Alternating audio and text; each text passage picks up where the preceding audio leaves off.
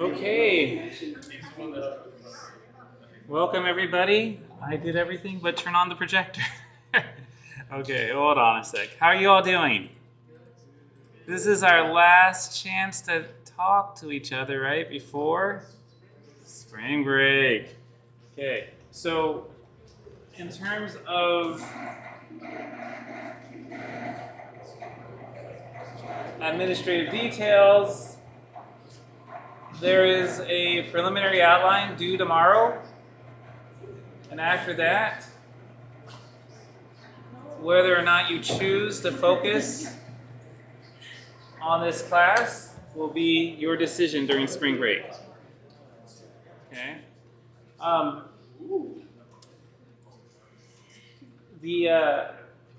So this is kind of where we are in terms of the projects. Yes, I need to get you feedback, and yes, I will get it to you during spring break. And now I can also look at your preliminary project outline. All right, so I got more work for myself. I have started going through some of the grading, and yeah, for the most part, looks like people have gotten teams for the most part, and we'll try to work things out. Are there any questions about administrative details for the course? Yes. Just a question on the project outline itself. You say a brief outline with drafts for the introduction, results, and discussion. Yeah. If we don't have any data, how can we talk about results and discussion? Or is it like basically just a way out? Yeah, exactly. It's an outline of what you're anticipating your experiments, well, your simulations, your experimental simulations will end up being. So it's more just for introduction, results, and discussion, writing like, here's what we plan to, here's what we plan to write in the introduction. That's right. Like, here's what we plan to go over, here's what we plan to discuss, here's maybe a paper we want to read further. Yes, you got it. I'm not going to be particularly harsh in the grading of the pre-proposal and the preliminary outline. Okay, so don't worry. It's mostly to get us thinking about what we want to do, and I do want it to be in bullet form, and please spend some time on it. Though that said, okay, I might not be. I don't think I'm going to be that harsh, but I gotta have something in order to understand what's going on. The next lab will be the Tuesday after spring break, and this lab is combined post-lab and lab. So in this case, what will happen is there won't be a lab due at the end of the lab session because I don't think you can get it done. Everything I'm asking you, actually, I know you can't get it done just because the amount of time the simulations require to do different parameters, and we'll talk about that today a little bit more. You just can't get it done that time. So you'll have a week from Tuesday. So April 1st will be when that assignment is due. Okay? And then we have a demo simulation, April 4th. Okay, so that's not the Friday after you get back, but it's the next Friday after we get back. Okay, any questions on this?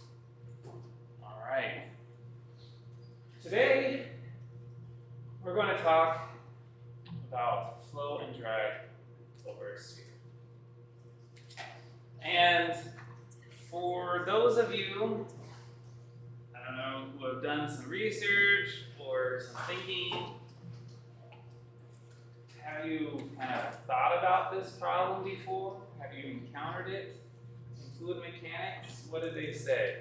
We've talked a little bit about it, actually, right? Because we had the drag on those particles back the semester. But what are your experiences with thinking about flow or drag on a sphere? Yes. Playing sports. Sports. Okay. Yeah. Do you have a particular sport that you enjoy? Soccer. Soccer. Okay. Yeah. Yeah. So,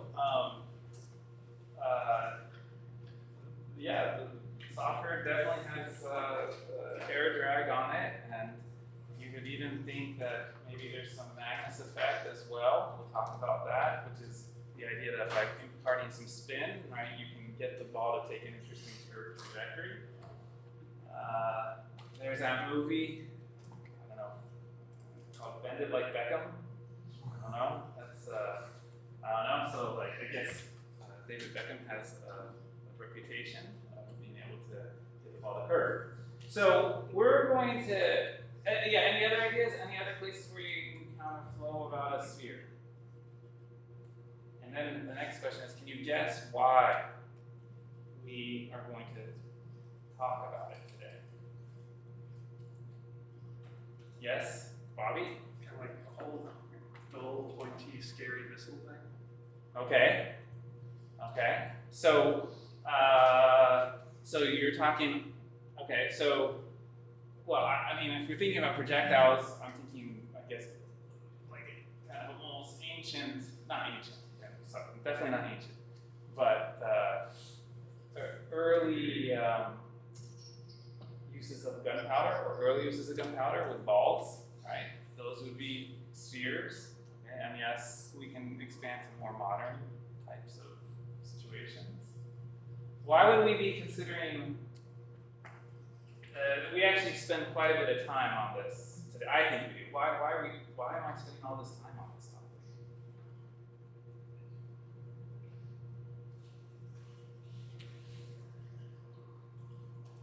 Any ideas? Any guesses? I mean, it's interesting.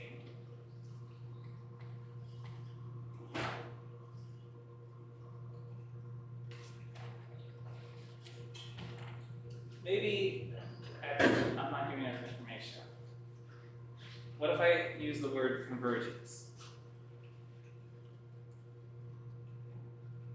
How would talking about a sphere help us understand convergence when using simulation techniques?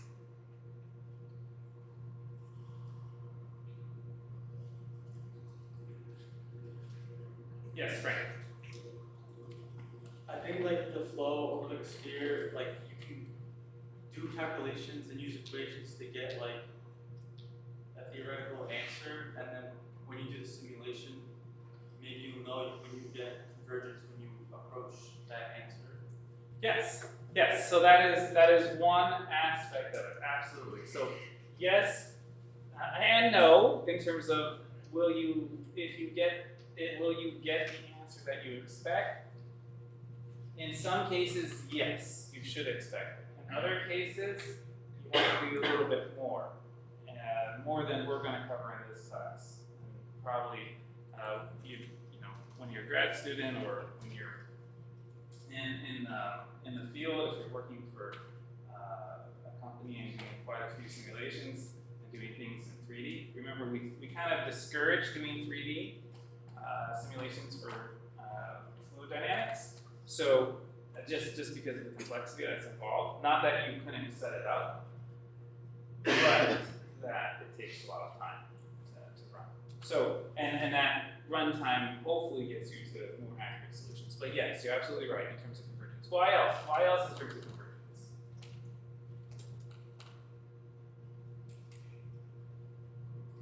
There are multiple ways to get convergence, right? Yes. And your name is? Mine. Yes. Gabriel. Gabriel. Okay, Gabriel.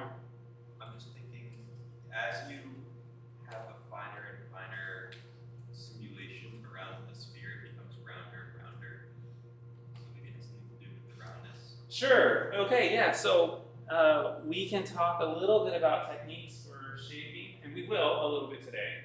Talk about techniques for shaping meshes and refining meshes, so that yes, you can get a mesh that does more, pretty pretty much accurately represents a spherical or a curved shape. So yeah, these are some good points.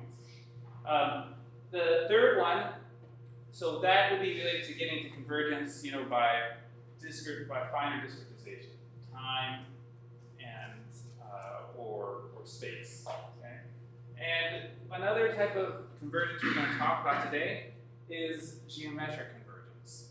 So this has, in some cases, has to do with the refinement that you apply about a geometry that you're interested in. In other cases, it actually has to do with how large a domain you're going to use to solve.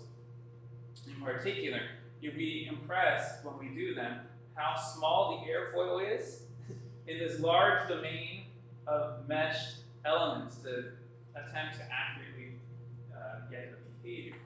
So, in addition to convergence by refining the meshes and making things smaller and smaller and smaller, essentially, we'll also today talk about how actually making domains larger is sometimes necessary to get convergence as well. Okay, so those are the things that this exercise will allow us to do.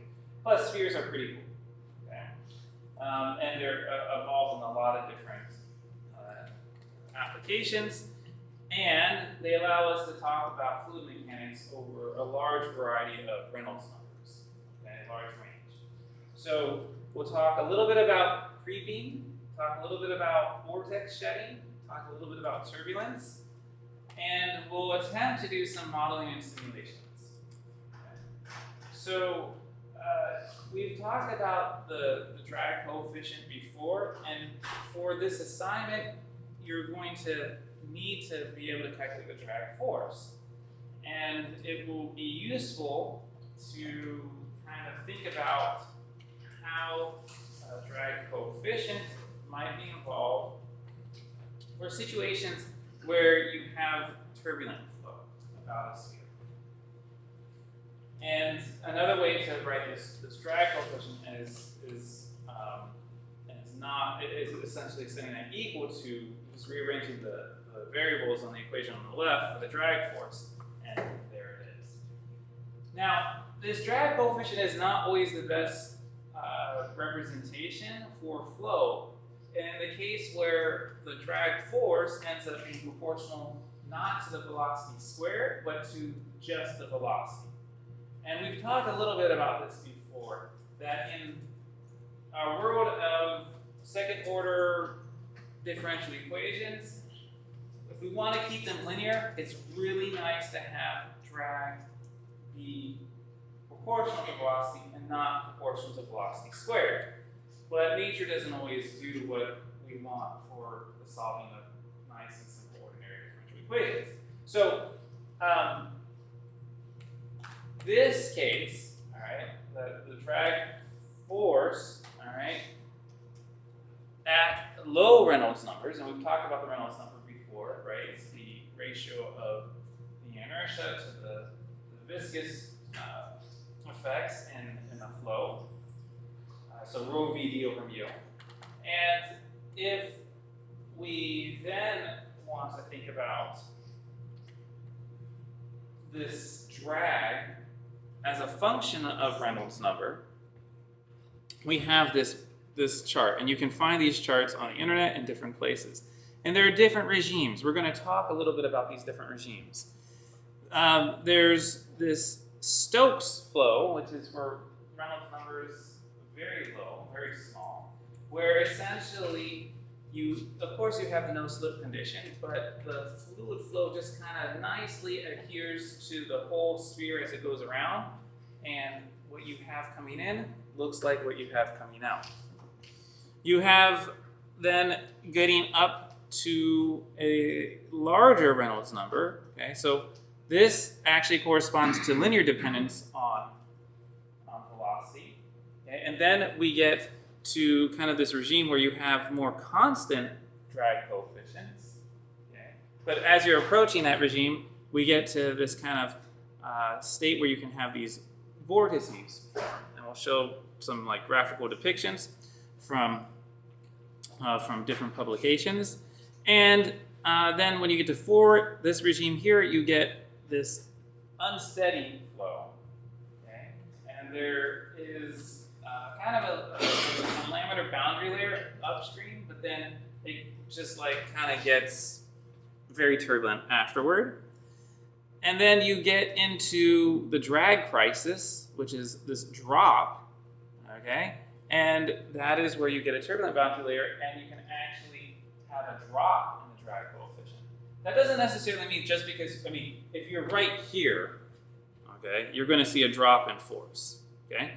But we have to remember that the drag force is proportional to velocity squared. So as you increase the velocity, right, that doesn't necessarily mean that your drag force has gone down, just that your drag coefficient has gone down. Right? You could be at an extremely high velocity and have much more drag force than you have here. Okay? So if you think, well, I'm running hypersonics or something like that, right? You might have a slightly lower drag coefficient, but you're going to be dealing with higher forces. Okay, so Stokes drag on a sphere, it looks kind of like this on the left, and this is for very low Reynolds numbers, and you have the flow coming in, and it comes around, and it kind of adheres pretty nicely to the sphere. Okay, and so that's really low, and then you have a slightly slower convergence of the streamlines, okay, and it's what we call creeping flow. And in a minute, we'll show you how to do this modeling actually in COMSOL, not in Ansys. Ansys actually doesn't have. We'll show you a few of the equations, but creeping flow is not really an option in Fluent. Okay, so with a very low Reynolds number, again, Stokes low, this equation holds, the same one we showed previously, and the coefficient of drag can be given as 24 divided by the Reynolds number. Okay. And this is maybe accurate to about Reynolds number of 0.5. And then after you get to the Reynolds number of 1, then maybe the accuracy is within 10%. This is for the analytical solution. We haven't gotten to talking about the simulations. Okay, and these situations were assuming there's a no slip condition on the surface of the sphere. And I've talked about them before, but bubbles do not have this no slip condition, or it's slippery. It's less no slip, you could say.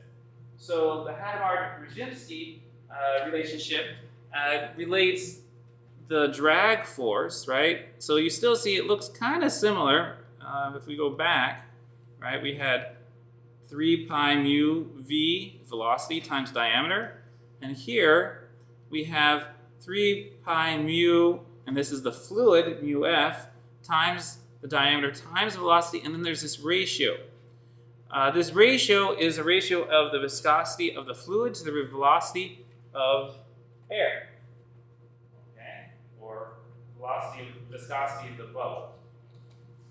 Okay, so if you have a situation where the viscosity of the surrounding fluid is much greater than the viscosity of the air or the bubble, however you want to think about it, then this gets knocked down by, or this gets knocked down by 2/3. So the drag is less on a bubble than it is on a solid sphere. And that's, that kind of stands to reason. And this is, of course, going to be for your smallish bubbles, your bubbles that stay round.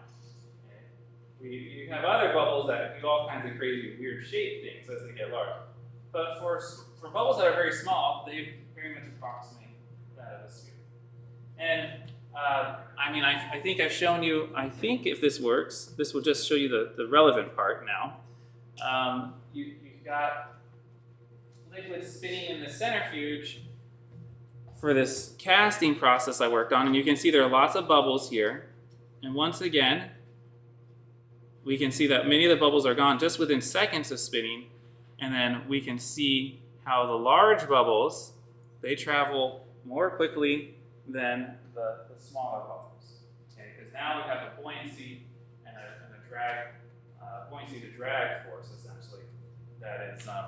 that is changing with the size of the bubbles.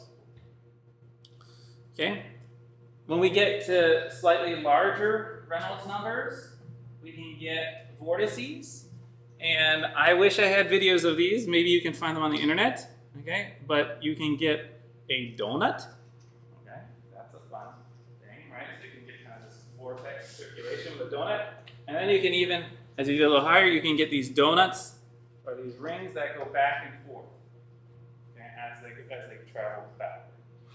Okay. And then if you get to higher Reynolds number, you can get what's called cyclic shedding of ring vortices. Okay. And you can then eventually break into turbulence. These vortices can be very tricky in terms of designing your applications. I think did we talk about how they put these things called strakes around chimneys? Maybe we didn't. Okay, so chimneys are not spheres, but they're cylindrical, okay? And they have an interesting property in that they also can cause vortex shedding. And at the different Reynolds numbers, okay, you can actually get shedding where you get one vortex, then another vortex, then another vortex, and they will go back and forth, and it causes oscillation. So if you're on I-95 and you're going down or going up to the airport from here, you'll see some of the stacks. I haven't actually looked recently, but some of them will have this little, you're like, why did they put that weird seam around it? It's like helical going upward. Has anyone seen these? Right? And okay, so I got to guess, Bobby, where did you see them? Someone's antenna on their car. Yes, on the car. Good, better. That's a better relevant example, right? Now, so we have an old car. Well, we have a couple old cars actually, but anyway, I shouldn't digress. I'm not impressed. We have a newer car, and the radio reception is not as good because it's got a little antenna on it. I mean, because my family still listens to the radio. I know, right? So 90s. But anyway, yeah, but on the car that has a longer antenna, right, that seems, I don't know if it's the antenna's fault or the electronics fault, okay, to be honest. But the reception definitely seems to be better when you've got, kind of something that's approaching half length of the waves. Anyway, where were we going on? Yes, the strake does help break up the vortices that might be shed.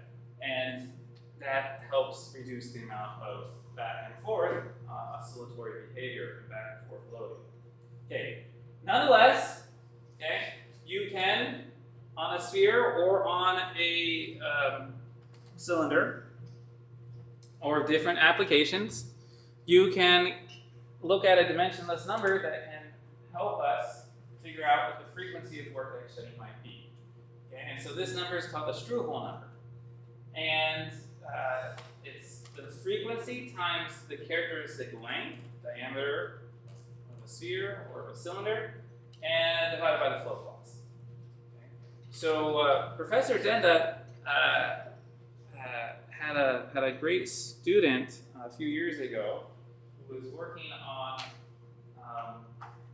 systems that would have cylinders. Actually, they had a bunch of senior design teams also working on this too. Looking at wind energy harvesters that would be using cylinders or using flapping foils. And so there was kind of this hope or this effort to be able to couple the dynamics of these systems to the vortex shedding in some respect. We're looking at the Struble number and being able to use, it was a complex problem actually. To be able to figure out how to best harvest wind energy not from a rotating turbine, but from fixed objects or fixed wings. So if we are interested in looking at some of these calculations, so for example, I'm setting the Reynolds number to 1,000, which corresponds to having a flow rate of 0.1 meter per second when your characteristic length is a centimeter or so, and then you can see that this oscillating frequency should be something like a couple volts. Now, here's kind of a screenshot from a publication. So you know, I don't know all the different types of weights and all the different patterns you can get off of shedding from an object, okay, and a particular sphere. But here you see that people have gone to pretty great lengths to characterize them and name them. And you know, you gotta be, these experiments themselves are very delicate because you know, the surface roughness can obviously play a factor in the types of weights and the type of flow you're going to get over these spheres. But you see, this is now kind of, you know, 100 to 1,000,000 for the Reynolds number. Okay? And then for very high Reynolds numbers, okay, so greater than 200,000, you can get something that looks like essentially going into the boundary layer goes to turbulence. You get the turbulence all in the back, and you can get the separation to be a little further back, and you get into the drag crisis, okay, over here. Okay.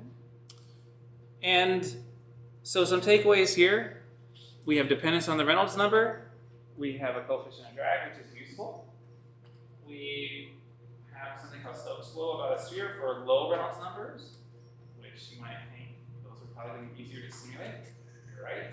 You also have multiple regimes of flow, and we have a drag crisis and roughness as well.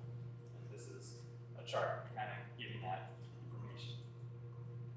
And then you have the Magnus effect. Some people are interested in doing this for their projects, where you can see that the rotation, so if you have a spinning ball, okay, you can see that it will send flow. So the flow is coming from the left here and it's going over to this direction. So you can see that the direction of the ball, when it starts spinning, okay, it can essentially start sending flow a particular direction, which is going to exert a force on the ball, causing it to go in a curve, okay, in this case. So you can see in this case, the ball is like this.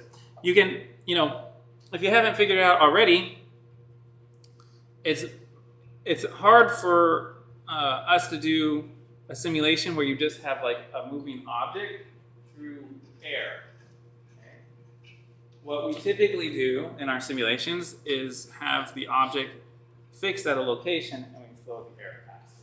So if you're interested in doing a project where you have something like a trajectory, what I would suggest is that you first essentially you simulate your wind tunnel, okay, with the different conditions that you have, and then you would go ahead and figure out what the forces are on the object under those conditions.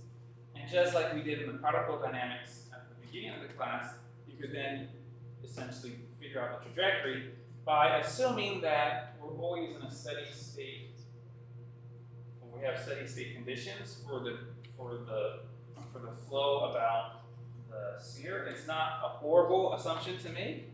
And so then, because I mean, it is transient in nature, right? But that if you essentially come up with what the vectors should be for the forces under given flow speeds, ignoring the acceleration, you can go ahead and make an attempt at plotting the trajectory. Okay. All right. So now let's talk about what happens in the math, just briefly. This is so we're in Stokes flow, low Reynolds number, using COMSOL, all right? So if you look at the Navier-Stokes equations, what you'll see is that we have the gravity, hydrostatic, shear, and inertia terms, okay? And what COMSOL does is it says, okay, under these creeping flow situations, I'm not going to care about gravity, okay? I'm not going to care, I'm not going to care about the convective terms too much. I am going to care, I'm not going to care about the acceleration too much, but I am going to care about what's happening with the shear stresses. Okay? So what they've done is they essentially say, we're just going to take these terms right here and here, okay? So you have a minus of the gradient of the pressures plus the gradient dotted with shear stresses, and that can be written as this, and this is what the creeping flow equation is going to be, and it's good for very low Reynolds numbers. Okay. So you have an interface in COMSOL that allows us to do this, and the fluid can be incompressible or compressible, and it can be Newtonian or non-Newtonian. And so you know, we're not going to do like a microfluidic simulation, but you can think that when you, I mean, I guess it is somewhat microfluidics that we're going to do because it's going to be small, but we're not going to like do microchannels. But you can think that as you get to these very small Reynolds numbers, creeping flow is a nice way to go. And I maybe Ansys has a way to do this, but I have not seen it. And this is just saying that this creeping flow interface, it does use some second order elements, and it does also use first order elements. Second order for the velocity, first order for the pressure. And that makes sense if you look back at the equation, whoops, that we're trying to solve.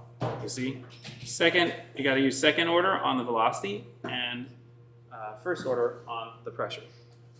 Okay, so this is just kind of, if it works, we'll see, an opportunity to show you how we can run a simulation in COMSOL. So here we're going to have water. We're going to have a very low inlet velocity, 0.001 meters per second. The viscosity of water is given there too. And we're going to use the diameter of a sphere being 100 microns or a radius of 50 microns. Okay? And we're going to see what we get. Now, under this condition, all right, I guess I don't have, do I have the number here? I guess, I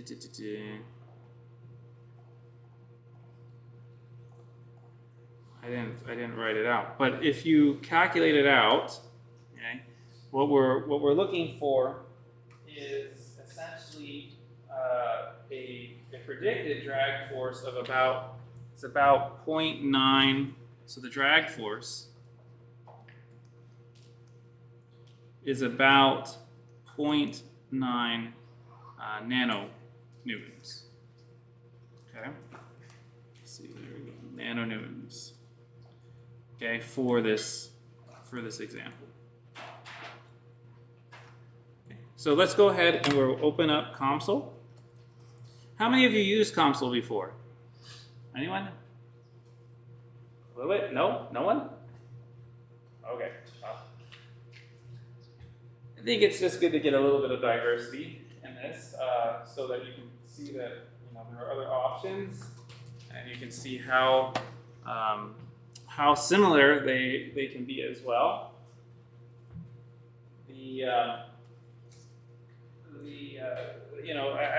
As you've seen, Ansys has done a nice job of piecing together lots of different codes and applications together. COMSOL, it's kind of a little bit more uniform in how it looks. So we're going to do a 2D axisymmetric model.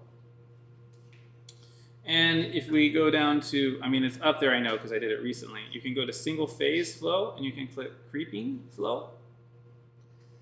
Okay, and it says it's good for microfluidics and MEMS. We can then go to the study, and it's going to be stationary. So we're going to be looking at steady state. So this is after all the accelerations have settled down, which is pretty good for a lot of our applications, like we were talking about. Even if you want to calculate trajectories, you can often do this that way. We click done, and this is the interface. We're going to change our units to micrometers, and we're going to make a little box, a rectangle. Let's say that we'll make the box 500 microns wide. We'll make the box 1,000 microns or 1 millimeter tall. We'll build it, and then we'll do another geometry where we make a little circle, and we'll make the radius 50 microns for a 100 micron diameter box. We'll move this up, I don't know, let's move it up to, I don't know, 700. Okay, microns up, build it there, and then we can do a Boolean where we do the difference, and this is that piece that we want to keep, and this is the piece that we want to get rid of, and then we can build it, and there's the geometry.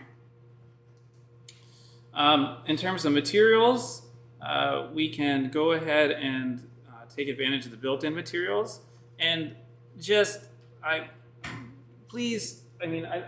using a lot of the built-in materials, but of course, if you're using a material that you don't have, it's not built into one of these packages, there are resources available to try to get some material properties, and so you can, of course, you can put them in yourself. So we're going to assign this to this domain, like that. Oops, we did, right? Yeah. Oh, whoops, what did I do? Yes. Okay. And then we'll delete. I guess so. What happened? Okay, I guess we need to select it. There we go. Okay, now it's happy. Okay. All right. So the wall, we're going to just, well, let's do this a different way. So right now it thinks that this is wall, all this right here. We want to keep this as wall, and we want that to have no slip, but we don't want that on these other boundaries. So what we do is we can use an open boundary on this side, okay, like that. And we can also define an inlet at the top, and we're going to give it a 0.001, I think is what we said, meters per second, and we can also define an outlet right here. Okay. Of note, there is this option to suppress backflow. There's also that option in Ansys. You don't necessarily have to use that, but it's just good to know. Right? Mesh, you can build the mesh, and that we haven't really done anything with it, but that's actually probably just fine. But you can make it a little finer, or whatever, like this. Don't want it to take too long to run. And then we can go ahead and run this study. Compute.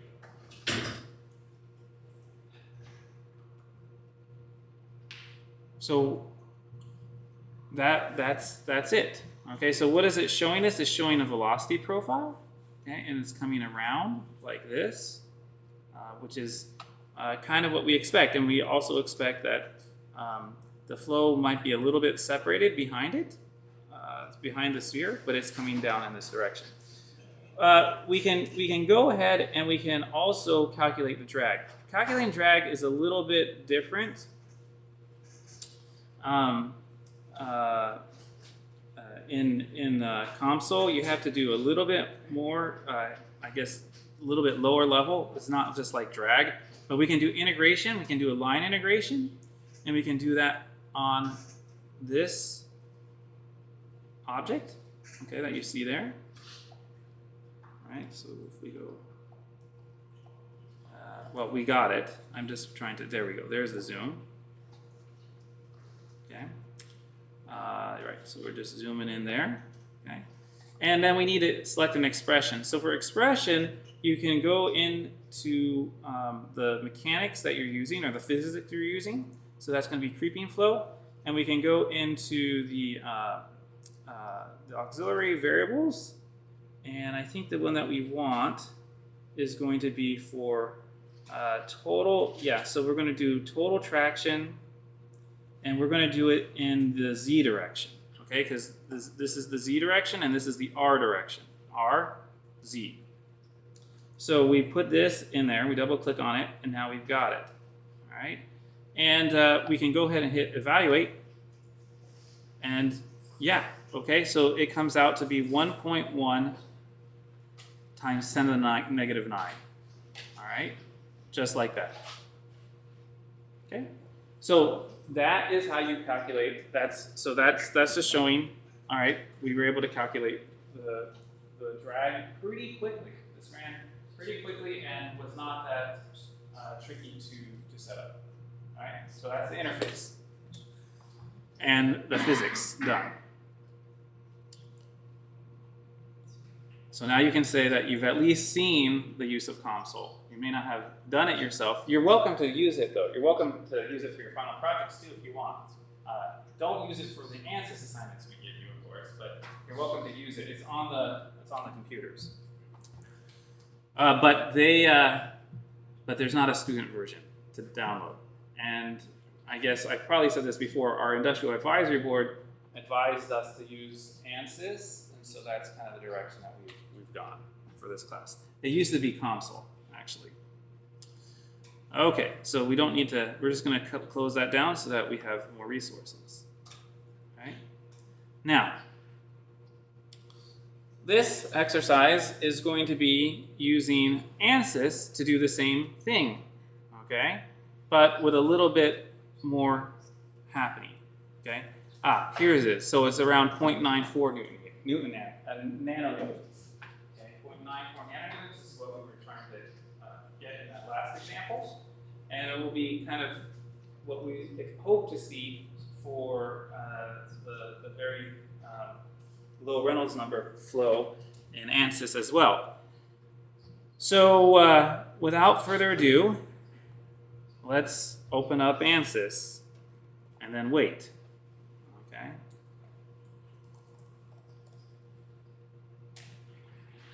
And you know, 0.9 nanonewtons versus 1 nanonewton, you know, that's within 10%. That's really good for a fluid simulation. Okay. So don't sweat the decimal points. All right. So and I should say this is, if this works, which it should, and even if it doesn't, I have an old video that I can give you. This is going to be what you use as your tutorial for your lab. Okay. So if anyone has their computer and wants to follow along, they're welcome to do so. Although you can't hit pause on me very easily. Okay. So we're going to use the fluid flow, okay, like this, and we're going to go ahead and not forget to change to 2D analysis before we open up SpaceClaim. And thank you to whoever put it in the comments that you were having. There were some issues with selecting defined boundaries at the meshing stage because I guess people inadvertently forgot to go from 3D to 2D. Okay?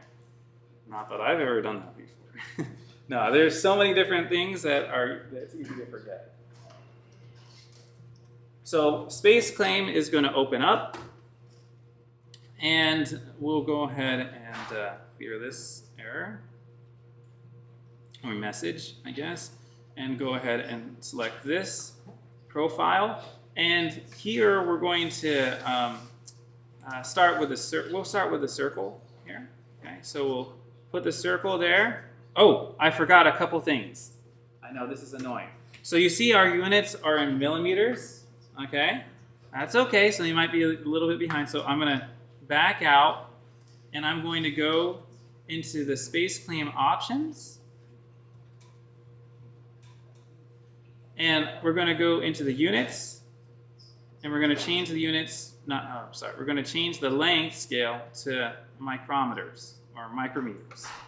And we're also going to use tight tolerances. Okay, so those two things. I don't think this makes a difference, but as you now know, you never doubt the importance of a step that you've missed. Okay, so let's go back to trying to make a circle. And now it says microns, good. And we're going to this is diameter, so we needed a 50 micron radius, so 100 micron diameter. Okay. And then it zooms out, or zooms in, I guess, because that was very, zoomed out, zoom in? I'm not sure what it was before. And then we're going to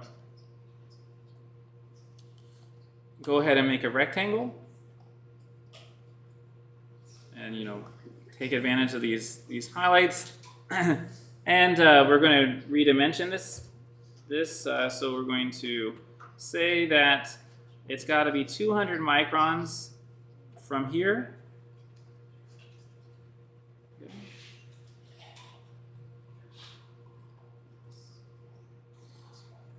And it's going to be 800 microns behind it.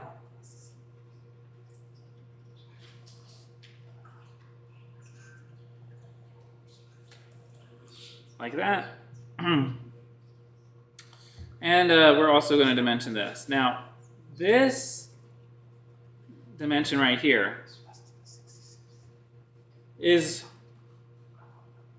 going to be what we'll put it at. Do I dare? I'll put it at 200.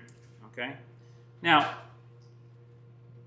you see that. Oops. If I make this, okay, so maybe I should explain what's happening here. We are going to have an axisymmetric modeling, right? Does everyone at this point, I think, has a good understanding of what axisymmetric means? In COMSOL, it was the axisymmetric axis is vertical.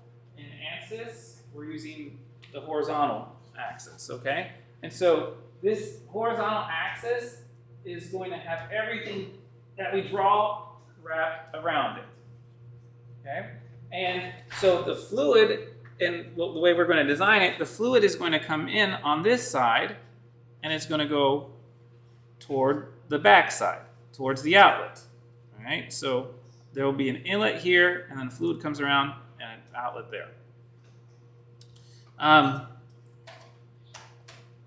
Can you see, and so this interior, just like it was in the COMSOL simulation, is going to be empty space, no elements there.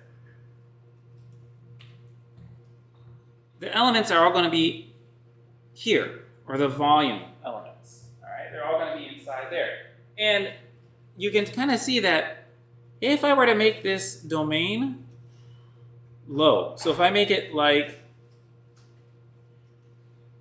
75, right? You can see, and then, you know, yes, I mean, I can make that a nice no shear boundary, right, that's wrapped around, but this has an effect on the behavior and the fluid flow that I'm going to be able to capture, right? So one of the things that we're going to show in this first exercise is how this height influences the convergence. Okay, it influences how accurate your solution might be. Okay, so we're going to go ahead and we're going to put it back to 200. We're going to hit this. Oh, actually, I better trim first. So trim. You can hit T, or you can hit this little guy right here. We're going to trim this and trim that. Okay, and so that geometry looks very similar to what we had previously. And we can hit end sketch editing. Then we come over here. We don't hit pull, but we hit move. And we hit the top edge. We hit green. Then we hit the dimension button, the ruler. Then we hit the bottom. Now it says 200. And then we hit the P. How's that? See, so now what's the P going to do? If it doesn't come up, here's the structures. If you come over to groups, you now have this parameter, which is something we can drive with our table of design points, which is at the workbench level. So here we can rename this, right click. We're going to rename this domain height. Very creative name. Okay? And of course, we're tempted to do all kinds of other kinds of stuff like save or whatever, but with this version, or with this and space claim as it is, we just go up to the right corner and we hit close. Okay, so now we've got our geometry, and we've got a parameter set. We got an input.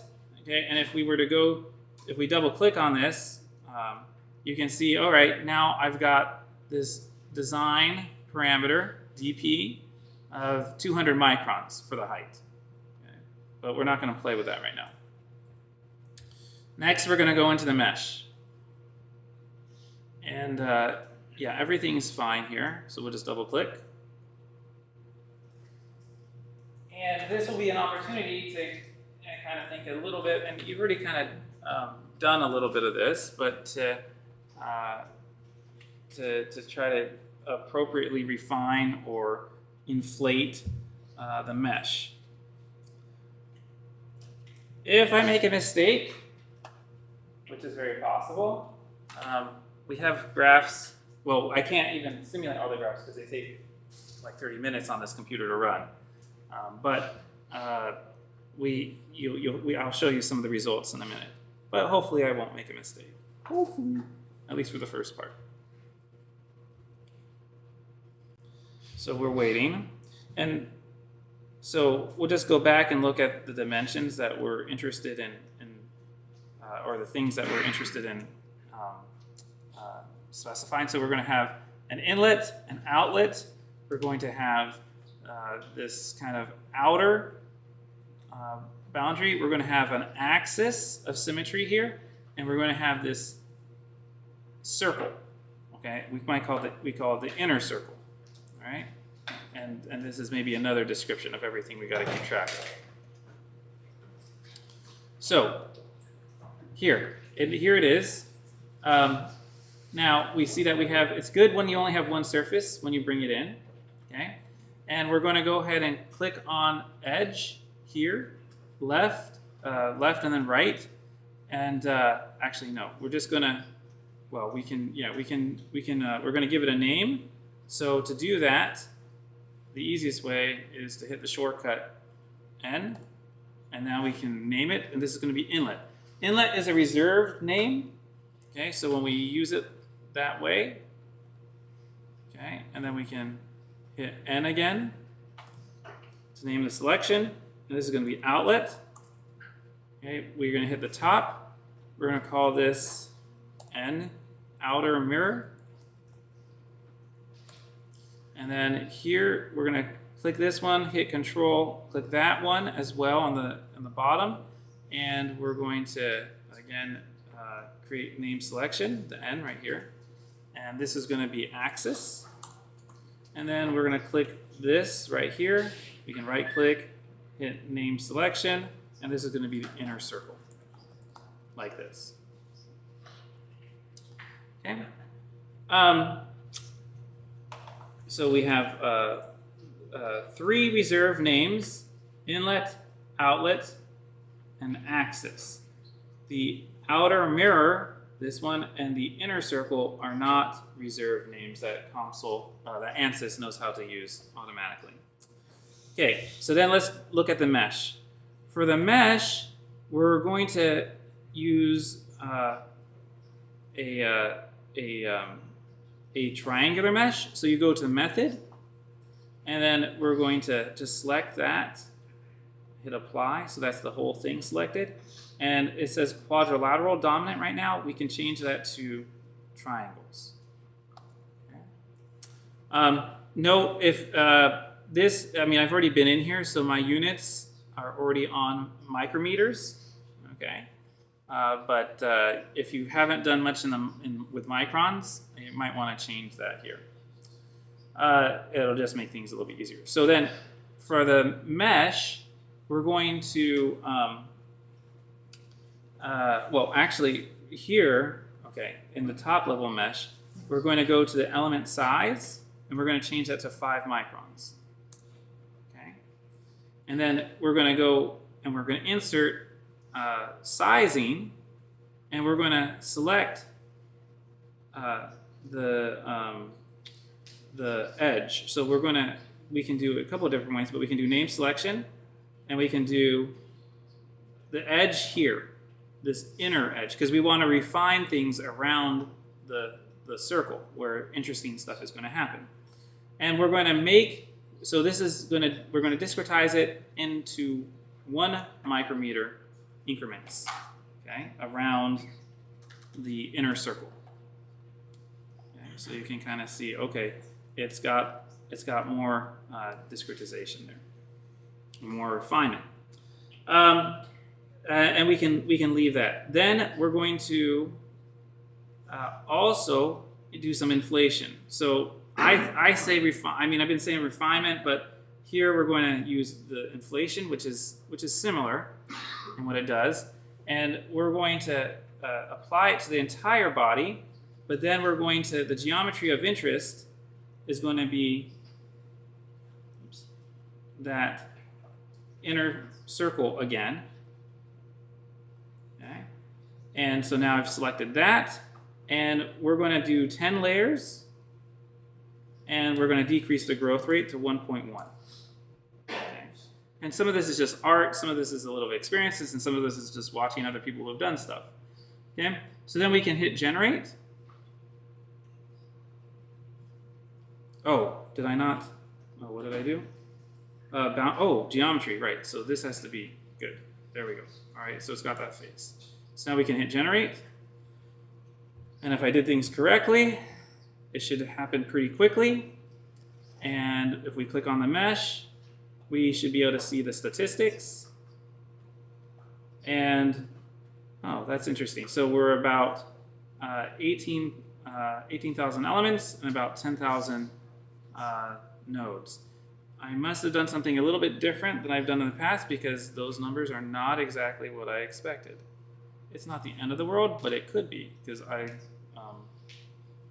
no, it's not going to be the end of the world. Okay. I'm wondering, edge sizing was 1. Triangles, yes. Inflation. Oh, that's why. Yeah, the maximum layers, that didn't get updated to 10. We need to do 10. That's why. Okay. So now let's generate.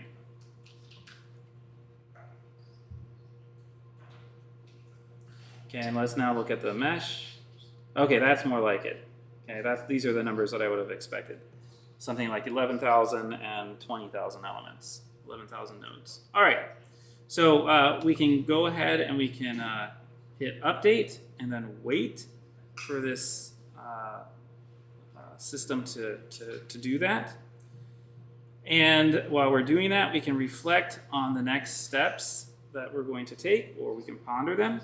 So we're going to initially use Laminar Flow. Okay, and so that means we're going to need to select that as an option. And we're going to have the fluid coming in at a certain velocity here, which is 0.001 meters per second. And we are not using 600 micrometers in this case. I mean, we're using something like 200 micrometers. We've already specified that. And this boundary up here is going to have no shear on it. Okay? And this boundary right here, this bottom one, is going to be an axis of rotation. And this one right here is going to have no slip on it. Okay? So let's see. How's it going?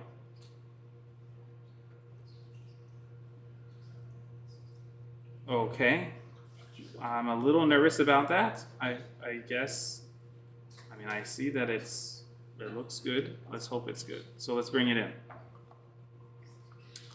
Okay, so we go to setup.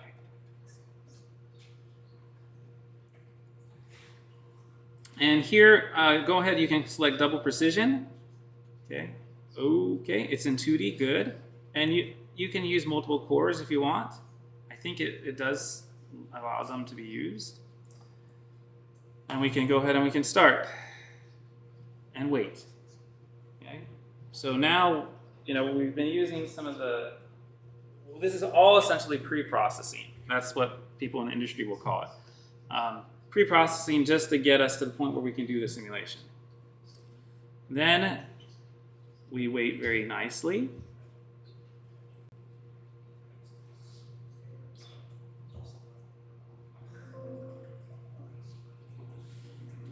Hopefully it will be friendly to us.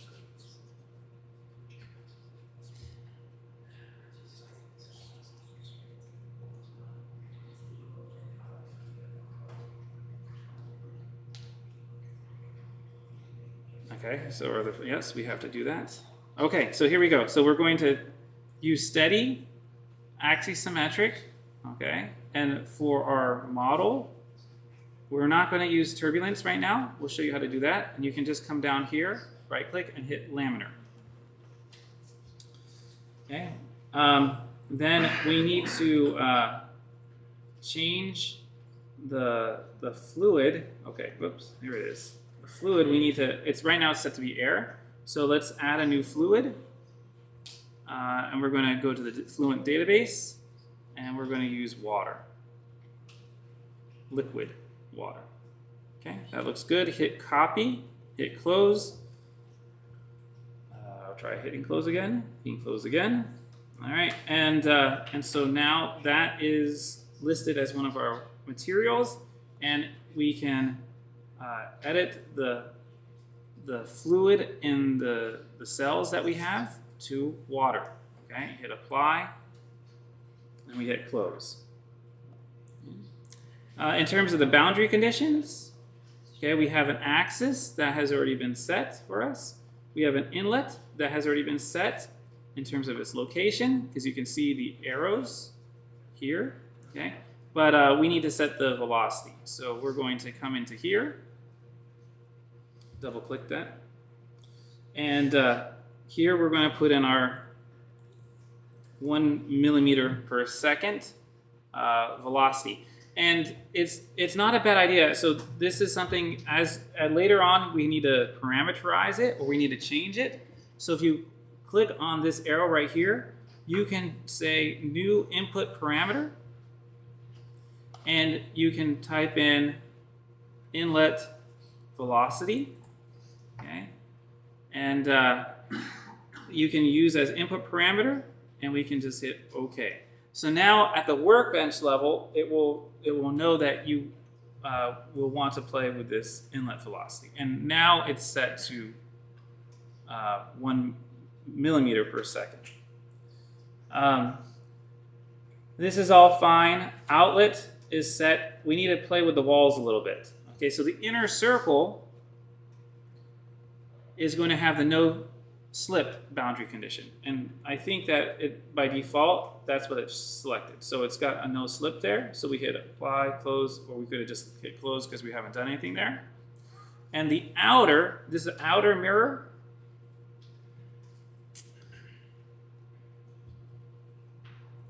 Here we're going to specify the shear, okay? And we're going to specify it to have 0 shear stress, okay? That's like our mirror boundary condition.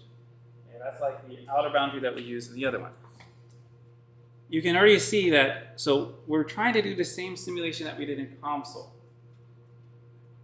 How much time is this taking? All right. Now we've got, I think that's set. We have to now play with the solving business. So under the, we can double click on this. Okay. Here we're going to use, we can put in 1,000. Okay. And it's not, if you leave it at 0, it's not going to do anything. All right. So you've got to at least put in a number, and 1,000 is fine. It will stop if this simulation works properly, like I think it should. It will stop after just 1 or 2 iterations. Okay. But you're going to run other problems that are going to require more iterations to solve. Turbulence, for example. Then we can go to, if you want, you double click on initialization as well. It's set to hybrid, but we can actually just use a standard initialization. And you can hit initialize now if you want, or you can wait and you can right click there and do initialize and calculate. Generally, unless you're keeping the solution that you had from a previous simulation, it's safer to hit initialize and calculate. Okay, and so do we want to do it? Yes, we want to do it. Okay. Okay, we're running, and it says the calculation's complete. It did? Okay, good. It did run a couple of iterations. It says it's converged as well. So let's take a look and see what we got. We're going to produce a new contour for the velocity, like this. And we could call it whatever. We could call it velocity contour. And you're familiar with how to like create and it's just doing it on everything. So save display. All right. Yeah, that looks pretty good. That looks pretty good. Okay, you see there's some flow, but then the velocity gets very slow around the sphere. Okay, and then it picks up as it gets past it. I think that's great. All right, I'm excited. You're not sharing my enthusiasm. That's okay. As they say in some languages, veraz. All right, so here we go. We're going to go to reports. And we're going to actually figure out what the drag force is now. Okay? So here, we double click on this, and we're going to be calculating about the inner circle. Okay? And it's in the x direction. So x is horizontal, and that's what we're going to keep. We also want to save this as an output parameter. All right? So we can go ahead and we'll call this the drag force. Okay? All right, and then we can print it. I don't know why it doesn't say calculate, but we can print it, and print means it comes over here. Okay, and then we hit close. And look at this, folks. 0.925. Okay, I mean, I know you're not as enthusiastic as I am. Okay, but this 0.925 is right in line. And sometimes I think it's almost coincidence, to be honest. Okay, because you'll see you'll see as you go through things. It's not. I mean, it sounds like I'm being superstitious here, right? Maybe I am. I think Ansys has helped me become more superstitious.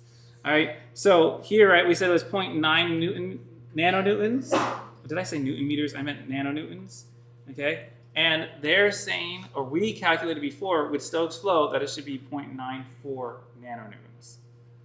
That is amazing. That's within a couple percent. Okay. So now let's talk about how we proceed from here. So we close this. Are you sure? Yes. And then we'll use these settings for current and future calculations. Yes. Okay. All right, and then we're back into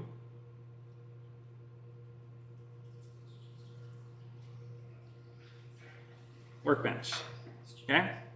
Now, when we click over here on the parameter set, you'll see now that we have a couple of parameters. We have 3 actually, but 2 input parameters and 1 output. See, we have this 200 micrometer domain height, and we have the 1 millimeter per second speed. Okay? When you go into,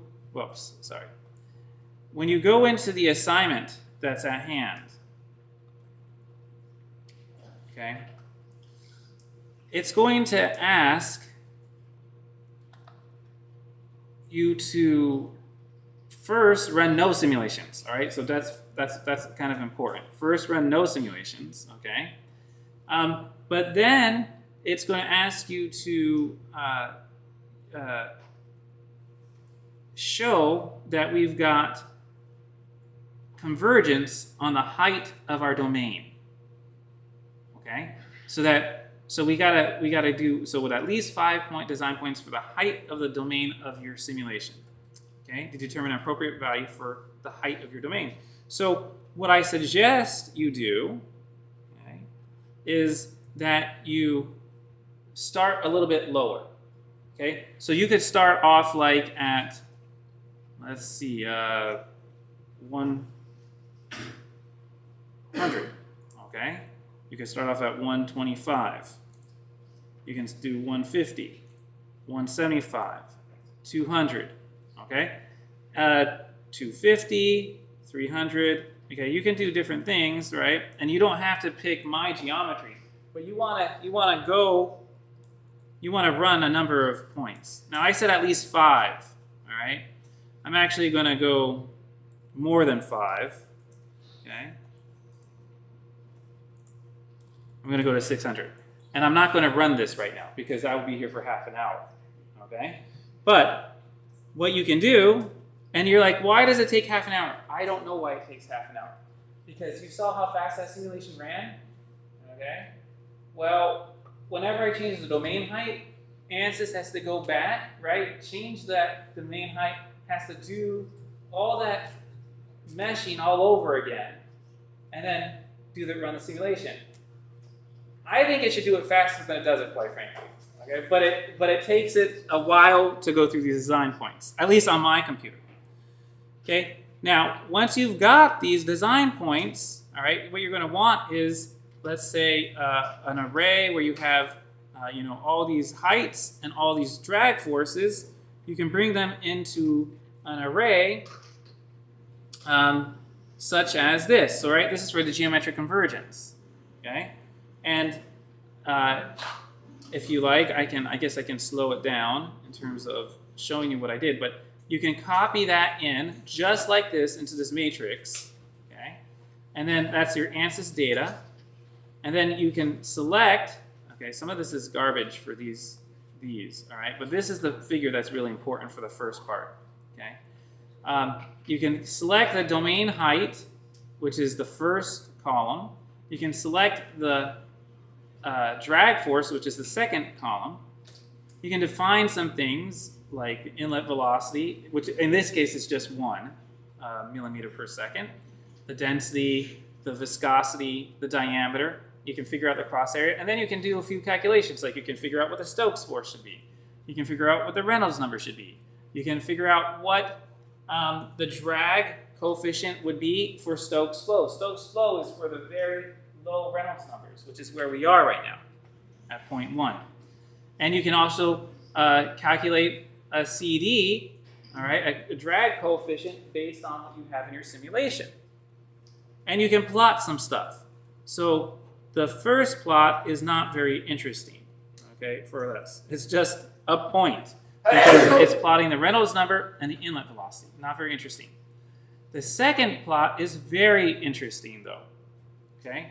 And so what is this? That, just in case you want to like have a little hint in terms of what you might do, okay, for your calculation and for your plot. All right, hopefully it will be somewhat independent. But here, this is the domain height on the x-axis, and this is the drag force. And this red line I've drawn, that is what the drag force should be. Okay, that's right here from Stokes flow. What do we say it should be? We said it's like 0.94 nanometers. It's very small. So you can go ahead, you can make a line if you want for that, and this is what you have as a function of domain height. Now you tell me, I'm asking you to show convergence for your domain height. Which height would you pick? These are real data. There's not necessarily one answer, but which ones would you avoid? Maybe it's better said. And which ones would you, okay, yes. Yeah, so it's Matt, right? Yeah, Matt, you're absolutely right. You don't want to use one of these ones that's near the beginning, right? That's like 50% higher than what you expect from the ground truth, okay? Then what it says, if you proceed along, what would you be tempted to choose? Or what would, huh? Yeah, so you might be tempted to like stop here, okay? Which may not be a horrible choice. 200 is not bad, okay? And I wouldn't fault you if you said, I'm just going to pick 200. Yes? I've got like one of the ones on the second half because I feel like it looks like it's going to be going, like converging down to the orange line. Yeah. Yeah. But we know that if we ran more. Yeah, exactly, right? So you got to run a few past, right? And so you get to this, and then this weird thing happens where we cross it. Now, remember, we weren't refining the mesh. Like, I wasn't inflating the mesh more as I like made it larger or anything, right? All that stuff was the same. So there might be other tweaks that we could do. I'm a little bit hesitant though to pick something in here because it jumps up over to this side. And then it stabilizes, right? You see that at least it stabilizes a little bit in this region. So I would probably pick something in here. Note, if you actually go even larger, it causes problems, okay? So there's also something you can do where you pick a domain that's too big. All right, so your job is to decide to pick some type of domain there. Now, going back to the problem at hand, okay, the next thing is you're going to run a set of 11 design points evenly spaced logarithmically on an inlet velocity going from Reynolds number 0.1 to Reynolds number 1. What we did with 0.001 meter per second is a Reynolds number of 0.1. Okay, we're being friendly here. So if I need to go to a Reynolds number of 1, what do I need to do? I need to multiply my velocity by a factor of 10, right? Reynolds number 0.1, Reynolds number 1. But I need 11 points evenly spaced logarithmically. So how do you do that? Well, the easiest way to do that, okay, is to come over here and to do log space, well, I'm going to say velocity points equals log space, and I'm going to go from -1 to 0, okay, because that's 10 to the 0, that's going to be 1, and I'm going to do 11, because that's what I want. I need 11 points. And it comes up like that. I don't really like the way that looks, so I transpose it, and now look, I've got all my velocities logarithmically spaced. I can copy into my Ansys workbench. Okay. And not there, but here, sorry. Okay, so I copy that here, and now I've got them all there, and of course I got to make sure that I change, if I pick 200, I don't think it would not be my choice, but you got to make sure that you then change all these to 200. Okay. The last exercise, okay, is saying that we're going to now run 11 design points, okay, on a sphere of a diameter of at least 1 centimeter, okay, and I'm going to have very high Reynolds numbers. Okay, so to do this, if we go back, oh blast. Okay, so I got to go back. I got to show you. This is the last thing I'm going to show you how to do.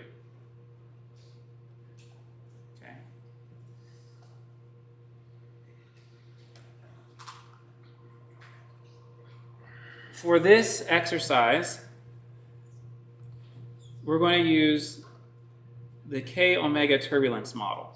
And we'll talk more about turbulence later in the class. Okay.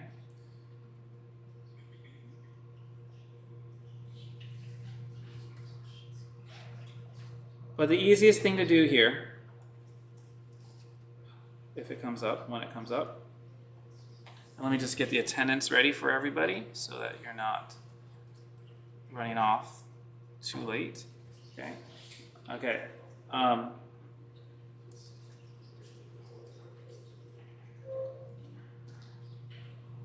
We're going to come into the model that we're using, and we're going to select. Remember how initially we set it at Laminar? We're going to set it at K omega. Now, remember, it says to use a sphere that's at least 1 centimeter. You should do that, okay, because that's what I put in instructions. Nonetheless, I can run a high Reynolds number on a small sphere as well. Okay? Come on.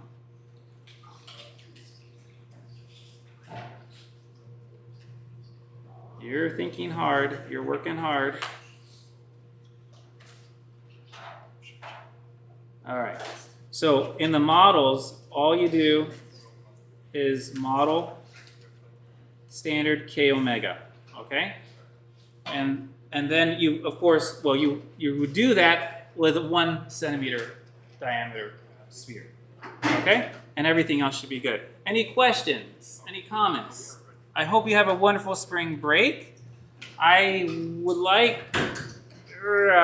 have liked to show you a little bit more. What I'll say is don't expect your calculations for the coefficient of drag with turbulence to be exactly like this, all right? But what you should be able to expect is that your drag force goes up parabolically. All right, let's do the attendance.